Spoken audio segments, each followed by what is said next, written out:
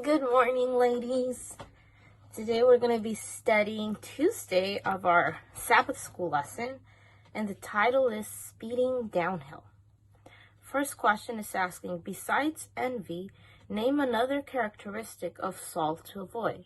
It's asking us to read John 12:43. So let's read that. John 12, verse 43. For they love the praise of men more than the praise of God. So here we're talking about self-exaltation, wanting praise of men, And I had an experience with that, and it's not good. It's not good because it just keeps you, like the title says, keeps getting you downhill instead of going upward. The note says, one great defect in the character of Saul was his love of approbation. This trait had a controlling influence over his actions and thoughts. Everything was marked by his desire for praise and self-exaltation. His standard of right and wrong was the low standard of popular applause.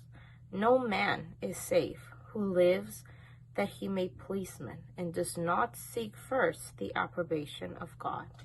So we have to be really careful of that because it's really thin ice when you talk about this, because sometimes we ourselves, we praise others who do a good job on something, say a musical instrument or any other thing, right? But we also have to be careful because we can make them fall. It can be a stumbling block for them, right? Question B. What fate from the tragic experience of Saul should cause every God-fearing soul to take warning? And now this is very, very interesting, and we have, like I said, we have to take warning from this, because if we follow the same path that Saul was following, right now that we read the note, you'll notice that it says that we're not going to be fighting against the person, right? Like Saul here, it was not David, right? But he was fighting against God himself. And it reminds me, this happened since the beginning when Satan was created, and when Satan wanted to have Christ's position, right? And then what will be our fate? Our fate will be that we will be used by Satan himself. And how scary is that, right? The note says, it was not the man David who had done him no harm, against whom the king was contending. He was in controversy with the King of heaven.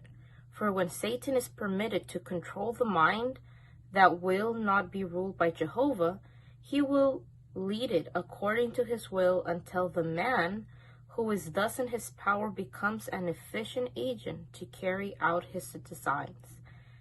So bitter is the enmity of the great originator of sin against the purposes of God.